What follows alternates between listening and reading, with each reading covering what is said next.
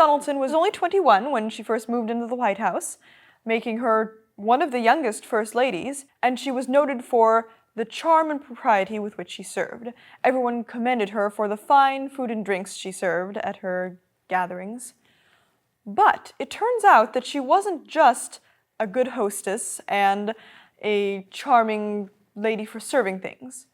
Unfortunately for Jackson, she was also a woman of very strong principles. And early on in the presidency, the Eaton scandal, also known as the Petticoat scandal, broke out. Peggy Eaton was a wife of one of the cabinet members, and rumors began to circulate that she had been the mistress of her husband before they were married. Also, they were married only 9 months after the death of her first husband, so this was considered a great indiscretion, that they did not wait a longer period of time of proper mourning. Vice President Calhoun's wife, Floride, was one of the main proponents of the Petticoats who were against Peggy. Emily quickly joined Mrs. Calhoun in this belief. She was very much opposed to having Mrs. Eaton at any of her social gatherings, and tension began to build as Emily publicly snubbed her several times. Firstly, she wouldn't repay a visit to go and call on Mrs. Eaton. At the time, that was the height of impropriety. If someone called on you, you had to go and call on her.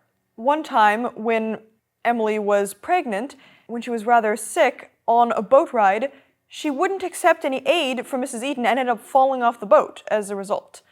The tensions began to build so much that it began to create a very bad position for Jackson, the president.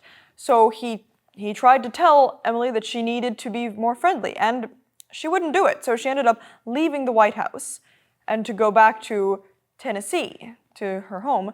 It's unknown whether he asked her to leave or she just decided to leave. But she and her husband left for a little while, and the president asked them to come back and said it was unconditional. She could come back even if she didn't make friends with the Eatons. You see, he really needed her husband. Donelson didn't make a very strong stand either way, but for the most part, he was siding with his wife. He was torn because he wanted to continue helping his uncle, but he also wanted to support his wife in what she was feeling. Before the Donelsons were able to return to the White House, Jackson changed his stance, and he said, "I need you to be welcoming to the Eatons." She wouldn't do it.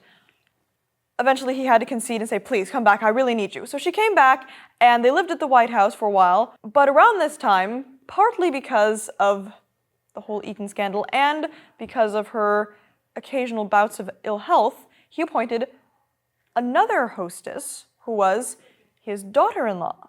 You see, his son, his adopted son, Andrew Jackson Jr., got married around this time to a woman named Sarah Yorke.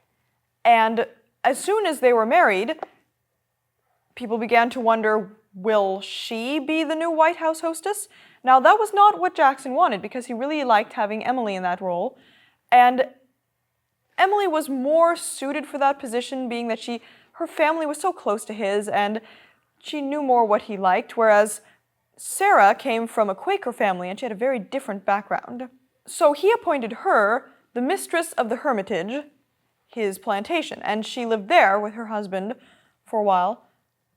But then after their wedding, she and her husband came and stayed at the White House as a honeymoon for several months.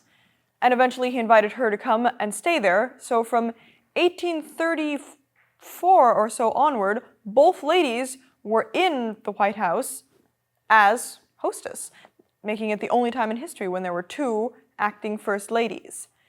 The relationship between them isn't really known. It seems that they were friendly because it wasn't as if Emily was being replaced. She chose to not act as the acting hostess because of the issue with Mrs. Eaton. This led to everyone in the cabinets being replaced except the Postmaster General. Even Martin Van Buren, who was a supporter of Jackson on the issue, ended up resigning to make it easier for him to cleanse the whole cabinet. And that alleviated tensions to some degree because then the Eatons were sent to some other positions and that got them out of Washington.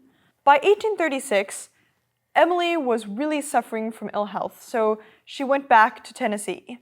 And then Sarah took over full-time, acting as First Lady for the remainder of the presidency.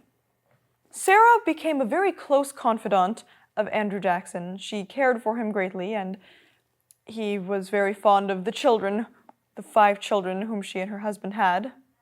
After the presidency, she ended up moving back to the Hermitage. She and her husband lived there near him, and she cared for Andrew Jackson in his dying days.